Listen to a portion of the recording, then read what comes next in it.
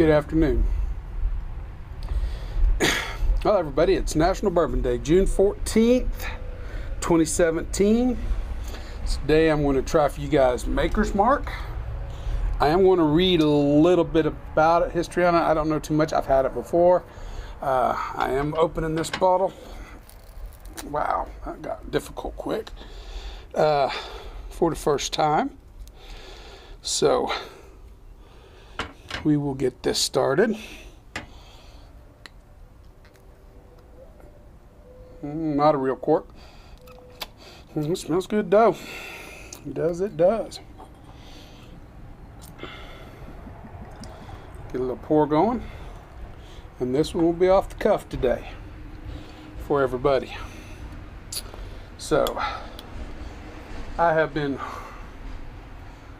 cleaning my driveway, sweeping all the chat back to the other part of the driveway. I've been doing quite a bit today. Got the Harley out, cleaned it up.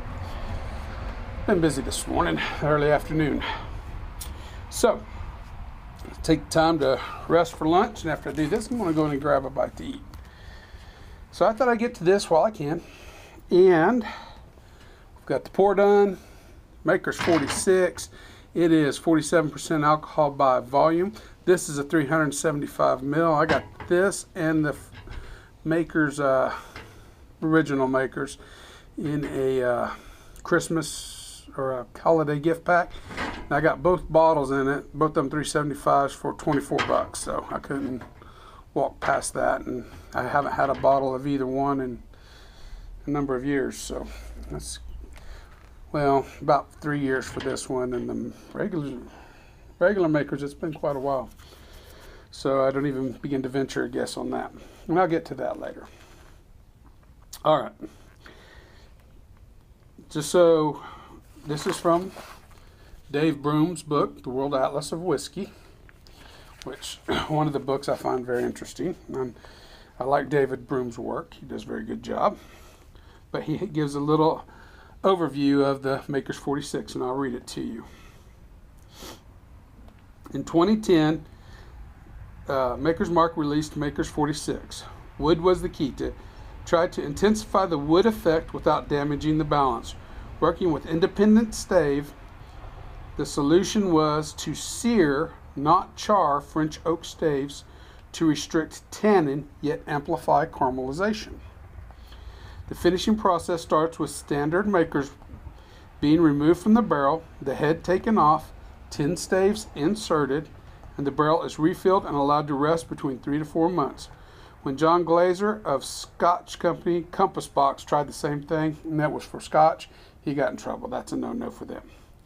Maker's Mark has a mash bill of 70% corn, 16% wheat, 14% malted barley. And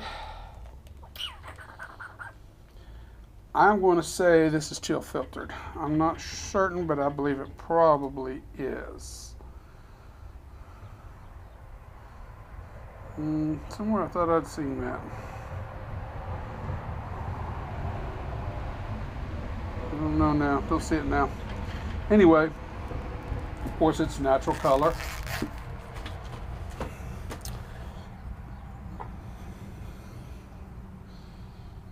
Good medium amber, maybe slightly darker.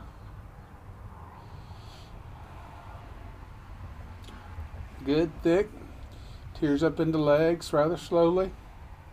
Very slow about making it to the bottom.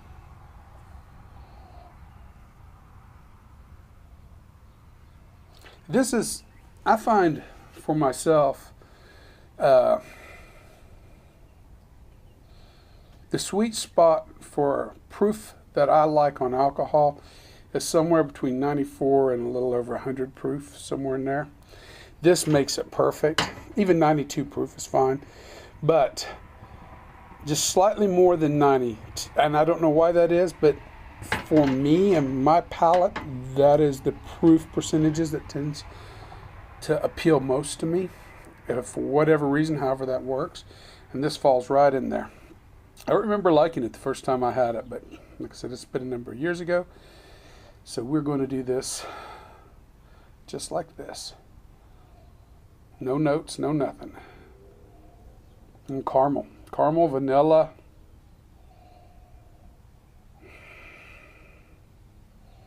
Sweet. Very sweet smelling.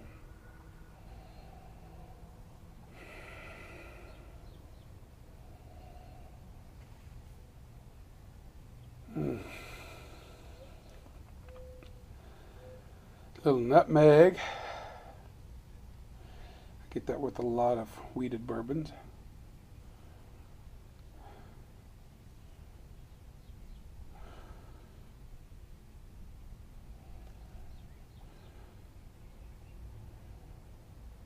A little maple syrup in this one. Almost a maple syrup flavor. It's not heavy. Yeah, a little maple syrup flavor going on there. It's got a good nose. Very appealing.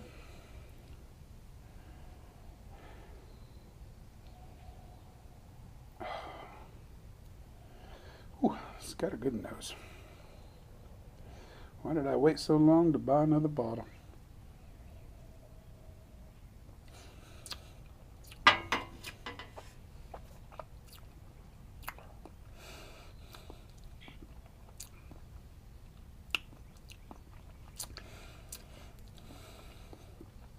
Nutmeg, vanilla, comes in waves. The caramel again.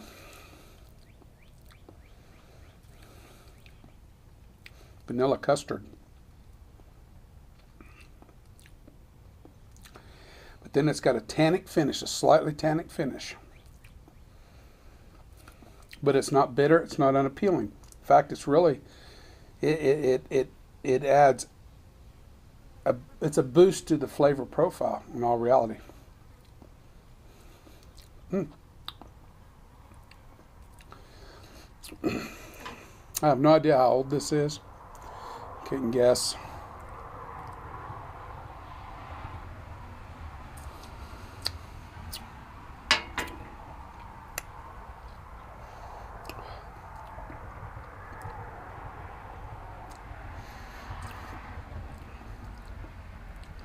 Good medium, slightly dry finish.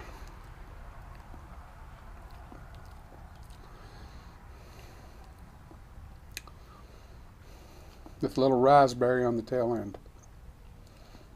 Slightly dry with some raspberries bringing up the tail end of it. Not overly fruity, but it is at the back of the finish. Yep. All right. One more little sip, because this is pretty damn good stuff.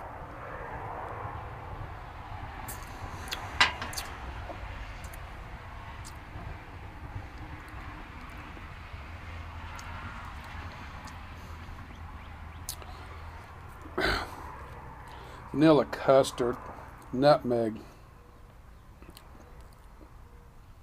a little bit tannic, a little raspberries coming in on it.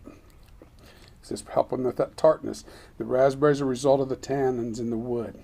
And I can almost guarantee that's bringing that raspberry flavor in the back of the palate.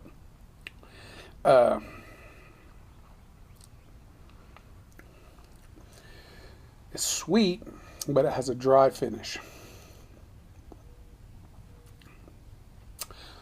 Overall, good stuff.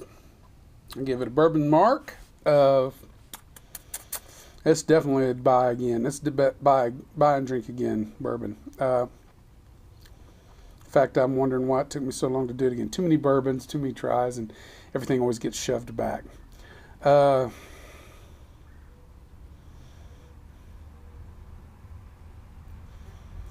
87.